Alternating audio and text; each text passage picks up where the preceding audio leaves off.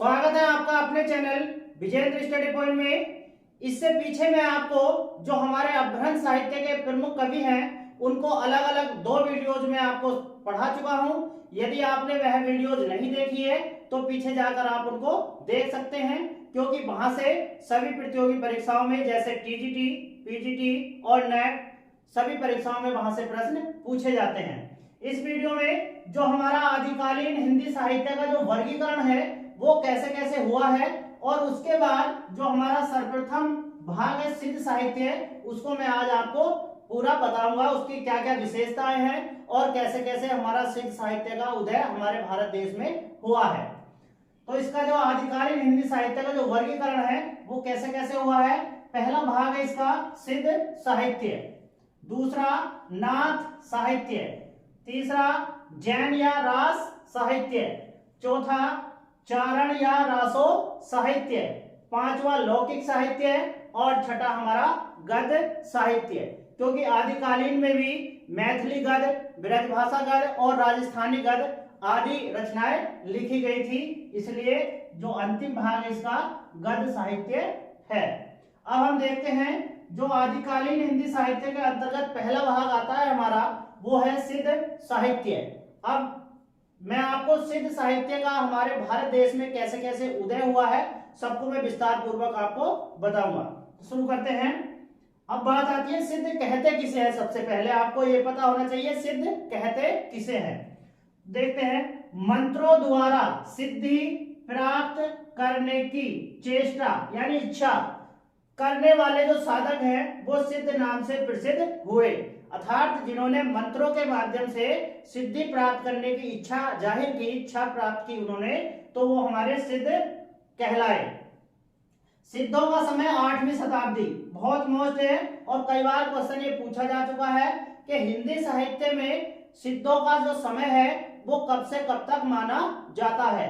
अगर शुरू में पूछा जाए तो 8वीं शताब्दी और अंत पूछा जाए तो 13वीं शताब्दी, यानी 8वीं शताब्दी से 13वीं शताब्दी तक सिद्धों का समय माना जाता है। सिद्धों का संबंध बौद्ध धर्म के विकृत रूप वज्रयान तथा सहजयान संप्रदाय से था, यानी जो हमारे सिद्ध साहित्य के कवि थे इनका जो संबंध था वो बौद्ध धर्म के वज्रयान एवं सहजयान संप्रदाय से था। और यहाँ से कई बार क्वेश्चन भी पूछे जा चुके हैं। जैसे हमारे सिद्ध साहित्य के प्रमुख कवि माने जाते हैं शरपा, वो हमारे सहजयान के प्रवर्तक या सहजिया के प्रवर्तक कहलाते हैं। सिद्धों का जो प्रधान केंद्र है, यानी इनका जो प्रधान केंद्र है वो कहाँ है, श्री पर्वत, और ये कहाँ है, दक्षिण भारत में। बहुत ही महत्वपूर्ण तथ्य है इनसे संबंधित, और ये कई बार परीक्षा में पूछा जा चुका है कि सिद्धों का जो प्रधान केंद्र है वो कहाँ है, तो ये श्री पर्वत, दक्षिण भारत। सिद्धों के नाम के आगे क्या जुड़ा रहता है, पा। जैसे आपने देखा होगा शरहपा, सबरपा, लुईपा, डोम्बिपा, कणहपा, यानी सबके बाद के नाम के आगे पा जुड़ा रहता है। तो इस पा का आपसे अर्थ पूछ सकता है, तो इस पा का जो अर्थ होता है वो होता है आदर सूचक मुनिदत्त। सिद्धों के नाम के आगे जो पा शब्द जुड़ा होता है उस पा का शब्द अर्थ होता है आदर सूचक मुनिदत्त। इसके बाद अधवज्र एवं मुनिदत्त ने सिद्धों की काव्य भाषा को क्या कहा, संध्या या संध्या भाषा कहा है। और यह बहुत ही महत्वपूर्ण क्वेश्चन है इनसे संबंधित कि किसने सिद्धों की भाषा को संध्या या संध्या भाषा कहा है, तो अधवज्र एवं मुनिदत्त ने सिद्धों की भाषा को संध्या या संध्या भाषा कहा है।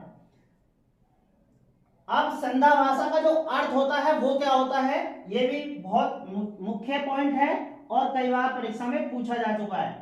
संध्या भाषा का जो अर्थ होता है अंतः साधनात्मक अनुभूतियों को संकेत करने वाली प्रतीक भाषा। अंतः साधनात्मक अनुभूतियों को संकेत करने वाली प्रतीक भाषा, यह संध्या भाषा का अर्थ होता है। इसके बाद देखते हैं सिद्ध साहित्य से संबंधित अन्य जानकारी। सिद्ध साहित्य का विकास पूर्वी भारत, कहां हुआ, पूर्वी भारत में सिद्ध साहित्य का विकास हुआ है। और राज्य कौन कौन से हैं, बिहार, बंगाल, उड़ीसा और असम, ये 4 राज्य भी आपसे पूछे जा सकते हैं कि सिद्ध साहित्य का विकास जो हुआ है वो भारत के किन किन राज्यों में हुआ है। और आपसे दिशा भी पूछी जा सकती है, तो वो है पूर्वी भारत। दूसरा महत्वपूर्ण तथ्य है, सिद्ध साहित्य का संपादन सर्वप्रथम, यानी जो सिद्ध साहित्य की रचनाएं हैं उनका जो संपादन है वो सर्वप्रथम किसने किया? तो ये क्या, पाश्चात्य विद्वान वेंडल ने। किसने किया? पाश्चात्य विद्वान वेंडल ने सर्वप्रथम सिद्ध साहित्य का क्या किया? संपादन किया। और ये क्वेश्चन टीजीटी में भी और पीजीटी में भी पूछा जा चुका है। इसके बाद में यानी वेंडल के बाद महामहोपाध्याय हरप्रसाद शास्त्री ने, किसने? हरप्रसाद शास्त्री ने किस नाम से? बौद्ध गान ओ दोहा, 1917। इसका प्रकाशन वर्ष कब है? 1917। ये प्रकाशन वर्ष भी आपको याद रहना चाहिए। शीर्षक से कुछ रचनाओं का प्रकाशन करवाया। अब जो हमारे वो तो थे पाश्चात्य विद्वान, ये है हमारे भारतीय विद्वान। कौन? हरप्रसाद शास्त्री। अब ये क्वेश्चन भी कई बार परीक्षा में पूछा जा चुका है। इसके बाद प्रबोध चंद्र बागची ने दोहा कोश पर टीका प्रकाशित कराई है। और ये क्वेश्चन भी टीजीटी और पीजीटी में पूछा जा चुका है कि दोहा कोश पर सर्वप्रथम जो टीका है वो किसने प्रकाशित करवाई है? तो ये हमारे प्रबोध चंद्र बागची ने टीका प्रकाशित करवाई है। इसके बाद सिद्ध साहित्य पर महत्वपूर्ण कार्य करने वाले जो विद्वान हैं वो कौन है? हमारे राहुल सांकृत्यायन। सिद्ध साहित्य पर सबसे महत्वपूर्ण कार्य जिन्होंने किया वो हमारे राहुल सांकृत्यायन, जिनके ग्रंथ हिंदी काव्य धारा जो इन्होंने लिखा था सन 1944 में, सिद्धों की संख्या कितनी बताई है? अपने ग्रंथ में हिंदी काव्य धारा में 84 बताई है। राहुल जी ने सिद्ध सरहपा को प्रथम कवि माना है। और यह क्वेश्चन भी कई बार पूछा जा चुका है कि राहुल सांकृत्यायन किस कवि को हिंदी का प्रथम कवि मानते हैं? तो कौन है? हमारे सरहपा। और यह इनका सर्वमान्य मत भी है, क्योंकि बाद में सभी आलोचक सर्वसम्मति से सरहपा को हिंदी का प्रथम कवि मानने लगे हैं। इसके बाद इन्होंने 84 सिद्धों में 4 योगिनियों के नाम बताए हैं। और ये योगिनियां जो हैं इनका नाम बहुत बार टीजीटी, पीजीटी और नेट सभी परीक्षाओं में पूछा जा चुका है कि जो 84 सिद्ध हैं हमारे, उनमें 4 योगिनियां कौन कौन है, यानी स्त्री जो सिद्ध हैं वो कौन कौन है? तो वो है पहली मणिभद्रा, दूसरी मेखलापा, तीसरी कनखलापा और चौथी हमारी लक्ष्मी करा। ये हमारी 84 सिद्धों में 4 योगिनियों के नाम है। ये चारों नाम आपको याद होने चाहिए। अब देखते हैं सिद्ध साहित्य की जो प्रमुख प्रवृत्तियां यानी विशेषताएं कौन कौन सी हैं, क्योंकि इन विशेषताओं से कई बार क्वेश्चन टीजीटी, पीजीटी सभी परीक्षाओं में पूछे गए हैं। तो आप इनको ध्यानपूर्वक देखें और साथ के साथ अपनी कॉपी में भी नोट करते रहें। पहली विशेषता है, सिद्ध साहित्य में शास्त्रीय चिंतन पक्ष गौड़ है, यानी शास्त्रीय पक्ष चिंतन पक्ष का क्या है? कमी है, जबकि साधना पक्ष पर बल दिया गया है। ये इसकी सर्वप्रमुख विशेषता है। और यहां से क्वेश्चन टीजीटी और नेट दोनों में यहां से प्रश्न पूछा जा चुका है। दूसरा विशेषता है, सूर्य और चंद्रमा का बड़े विस्तार से वर्णन किया इन्होंने है, यानी इन्होंने जो सिद्ध साहित्य के जो कवि हैं अपनी रचनाओं में सूर्य और चंद्रमा का बढ़ा चढ़ाकर वर्णन किया है। और ये कई बार क्वेश्चन टीजीटी, पीजीटी में पूछा जा चुका है। इसके बाद तीसरी विशेषता इनकी, सिद्धों ने महासुखवाद का प्रवर्तन किया। अब ये क्वेश्चन भी बहुत ज्यादा मोस्ट है और कई बार पूछा गया है कि किस साहित्य के कवियों ने महासुखवाद का प्रवर्तन किया है? तो सिद्धों ने किया है। अब महासुखवाद का अर्थ क्या होता है?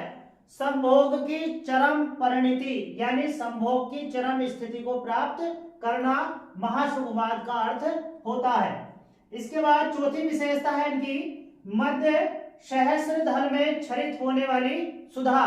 और यह क्वेश्चन टीजीटी में और पीजीटी में पूछा जा चुका है। इसके बाद मांस ज्ञान से पाप हनन की प्रक्रिया, और ये बहुत ज्यादा मोस्ट है, आपसे पूछा जा सकता है। इसके बाद मत्स्य, इड़ा, पिंगला। इड़ा कहते हैं इसमें, इन्होंने कहा गंगा को और पिंगला कहा जमुना को, में प्रवाहित श्वास। और ये क्वेश्चन नेट में पूछा जा चुका है, नेट में कई बार ये क्वेश्चन पूछा जा चुका है।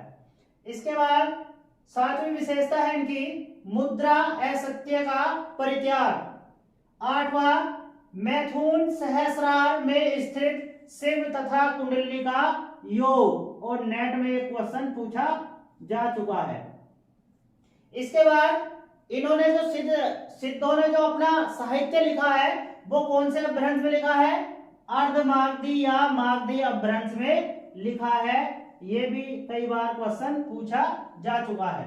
तो इस वीडियो में मैंने आपको हमारे देश में यानी भारत में सिद्ध साहित्य का उदय कब हुआ, कैसे कैसे उसका प्रकाशन किया अलग अलग विद्वानों ने, और सिद्ध साहित्य के संबंधित जो महत्वपूर्ण विशेषताएं हैं सभी को मैं आपको विस्तार से समझा चुका हूं। और यहां से प्रत्येक बार परीक्षा में प्रश्न पूछे जाते हैं और मैंने सिद्ध साहित्य से संबंधित कोई भी प्रश्न को नहीं छोड़ा है जो आपके लिए मुख्य है। यदि आपने अभी तक इस चैनल को सब्सक्राइब नहीं किया है तो चैनल को सब्सक्राइब अवश्य करें और बेल आइकन जरूर दबाएं जिससे मेरी प्रत्येक वीडियो को आप देख सकें, क्योंकि इस चैनल के माध्यम से आप टीजीटी, पीजीटी और नेट सभी परीक्षाओं की बेहतर तैयारी कर सकते हैं। नेक्स्ट वीडियो में मैं आपको जो हमारे सिद्ध साहित्य के प्रमुख कवि हैं सरहपा, उनके विषय में विस्तार से आपको समझाऊंगा, क्योंकि सिद्ध सरहपा हमारे हिंदी के प्रथम कवि हैं, इनसे संबंधित प्रश्न पूछे जाते हैं। तो मिलते हैं नेक्स्ट वीडियो में। वीडियो देखने के लिए धन्यवाद।